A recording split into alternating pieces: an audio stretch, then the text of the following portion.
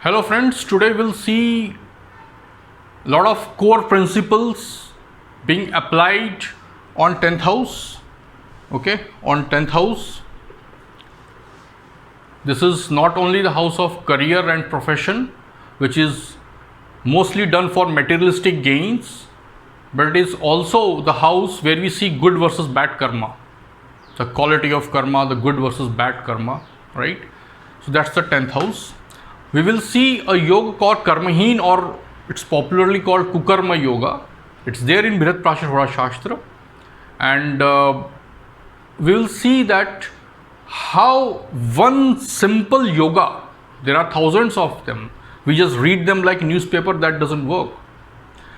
If you read one yoga, you have to think of the possibilities that the yoga is indicating, and no yoga operates outside the scope of core Jyotish principles.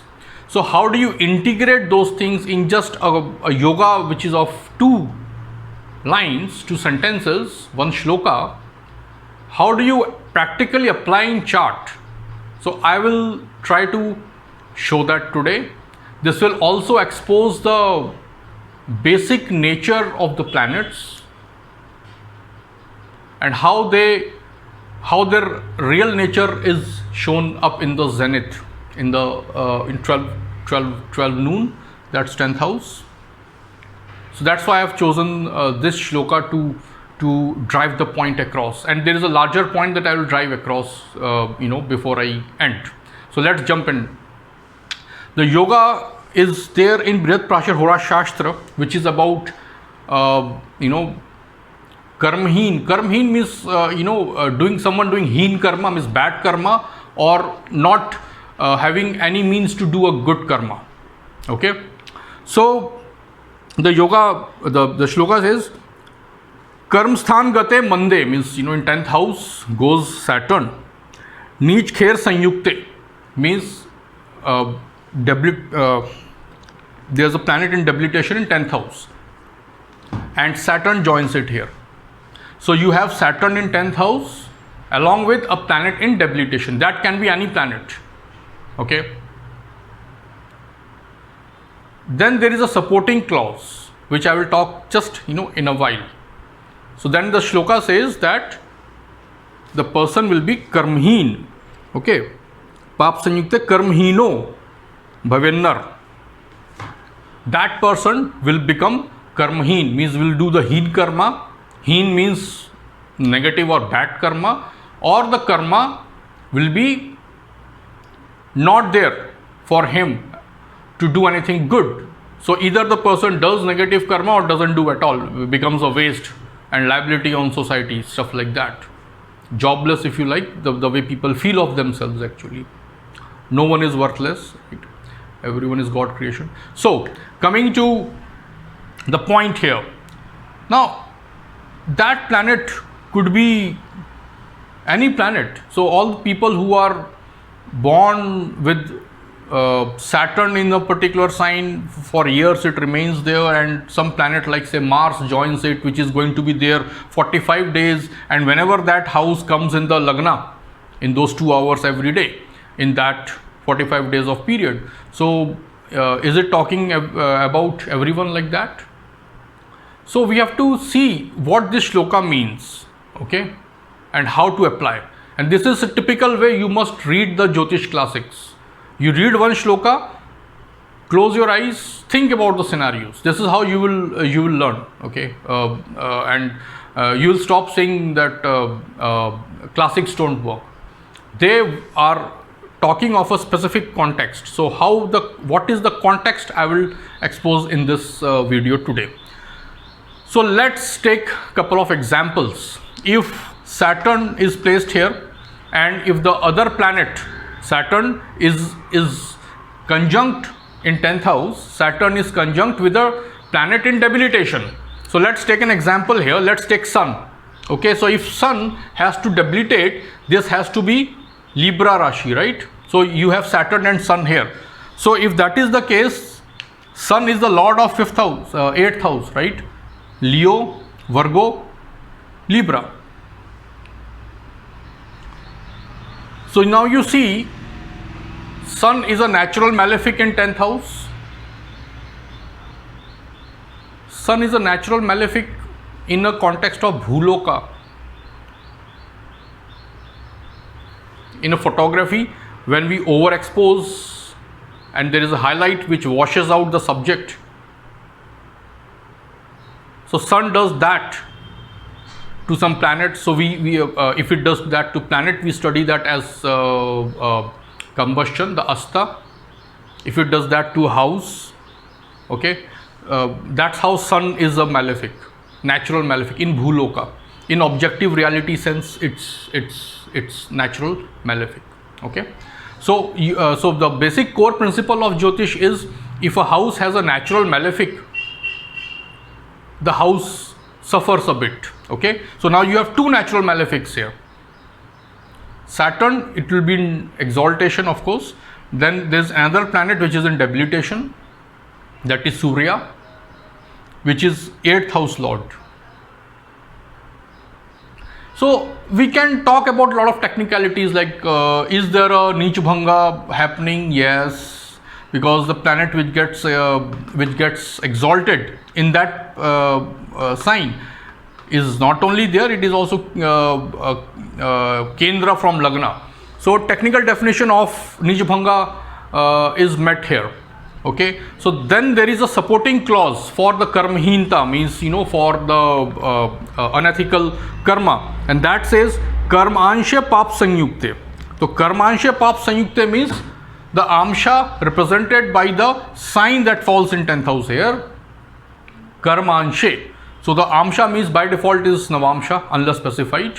So the navamsha of Libra.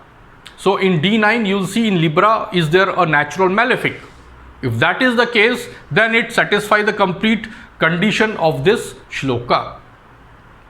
Because of this Neech Bhanga thing happening, sun could rise to the occasion still, but its 8th house lordship is not changing, whether Neech Bhanga is happening or not. So every factor counts and remains there. The fact remains sun is in Libra. The fact remains sun is the 8th house lord. Yes, in its deliverability, okay, in its delivering results, there is an improvement. But what kind of results?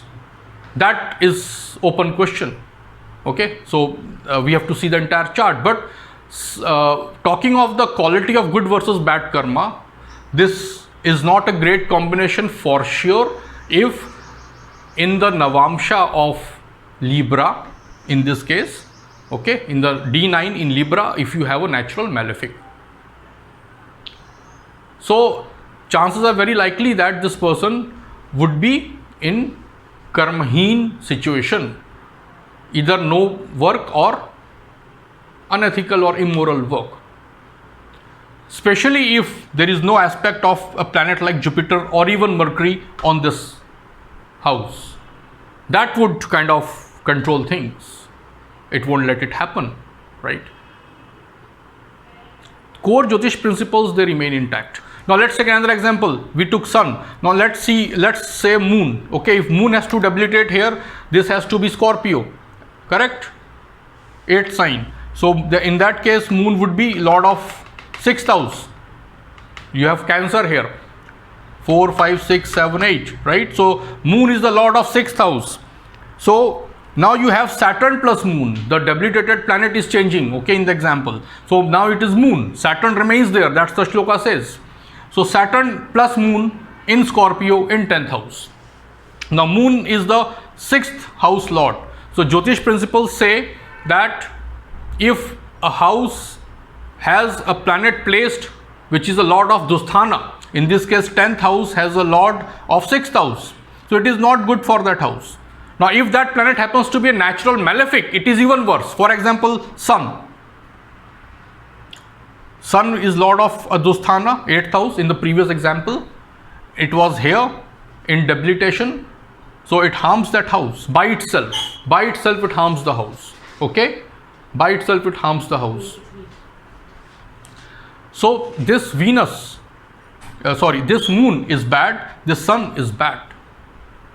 Alright, so now what about if this is Venus? Because I named Venus, it is another Jala planet. So if Venus has to debilitate, this has to be Virgo. So if Virgo is here, Venus is the lord of Taurus, sixth lord. Okay, so if the planet involved here is a natural benefic like Moon, Venus, then you definitely need that second supporting clause, that karmanshe. There is a pap sanyukte, means in this case in Virgo Navamsha you need a natural malefic. And before you jump on and giving judgments to people, you have to see the entire chart. So if this house is not having Jupiter or Mercury aspect, then this becomes very likely that this yoga will work on in practical reality on the ground. Okay, let's take another example. We have taken Sun, Moon, Venus. Let's take Mars. So if Mars has to be in debilitation here, it has to be Cancer. So if you have Cancer here, Mars would be the lord of 1 in 8. So second and seventh house. Okay, that's okay. But the problem is, if you have debilitated Mars with Saturn, the problem here is that Mars and Saturn are two natural malefics by themselves. So the second condition might not be required if there is no aspect of Jupiter here.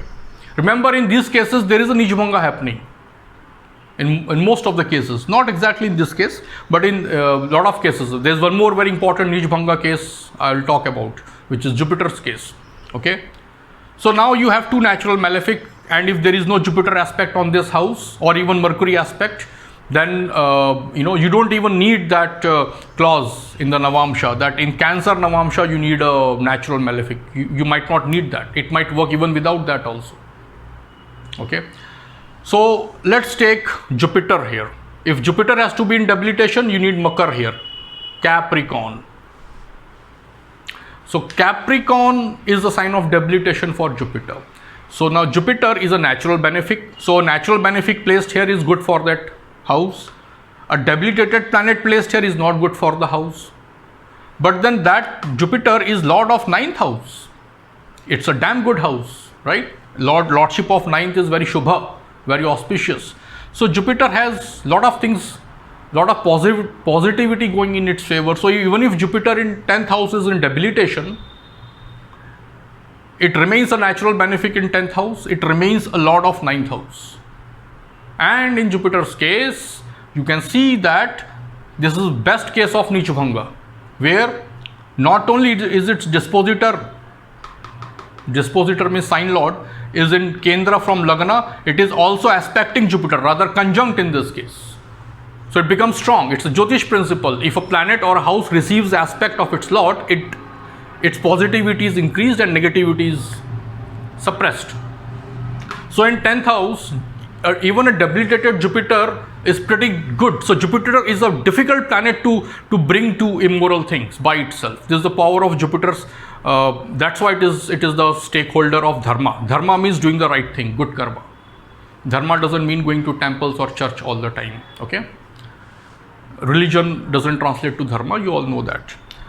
So now the thing is, I want to talk about something very fundamental. Okay, before that, Mercury remains. So if Mercury has to be in debilitation here, you need Virgo. So that would make Mercury lord of 1st and 4th houses. So Mercury is also is a natural benefic. Okay, so Mercury also would not damage this house because it's a natural benefic. So you definitely need the supporting clause of a natural benefic in the Navamsha shown by this sign. So in case of debilitated Jupiter, that will be Capricorn. In case of debilitated Mercury, that would be Virgo. So in Navamsha, in D9, in that sign, you need a natural malefic planet. But I am telling you, even in case of Mercury and Jupiter, it will not work. Very, very less likely to work. I mean, we still are not looking at other planets, but it is we are talking of good versus bad karma. So it is very likely to work. So if the person has bad karma, so either the person would not have a job or work, or if the person has to have a work, that means the person's 11th and 2nd houses are reasonably strong. So the person does unethical work. Is heen karma, bad karma. Okay. This is the power of Jupiter and a planet like Mercury. Now Mercury's element is Prithvi Tattva. Mercury is in Prithvi Tattva. And Jupiter is Akash Tattva. So spiritualism is not anti-materialism. Okay. This is a advertisement propaganda by people of mostly, through movies, which was controlled mostly by left-leaning people, both in India, America and Europe. Okay. Poverty is not spiritual and richness is not evil. Poverty, if with bad karma, can be evil, and richness with bad karma is also evil. So evil and materialism don't have a direct relationship. Okay. They don't have a direct relationship. In fact, there is no relationship. These two planets, that means Jupiter and Mercury, they get Digbala in the first house. One is Akash Tattva, the ether element. Other one is the earth element, the Prithvi Tattva. And they both are saving the good karma. They are giving the strongest resistance to bad karma. Okay. So if these two houses are very strong, so the probability of someone resorting to bad karma with this Kukarma yoga or Karmaheen yoga, that probability increases. Alright. But Jupiter and Mercury will give the best resistance. This is how the planets stand exposed in the zenith, in 10th house, that is the zenith. So this is how you must see. There are other variations of this yoga. The other variation says that if the Lord of 10th house is in debilitation and 8th Lord goes to 10th house along with already a natural malefic placed there. So you have 8th Lord plus a natural malefic in 10th house and its Lord is weak. There is one more variation. I am not getting into that here. Okay, just for knowledge sake, that other variation says that if the Lord of 10th house is in debilitation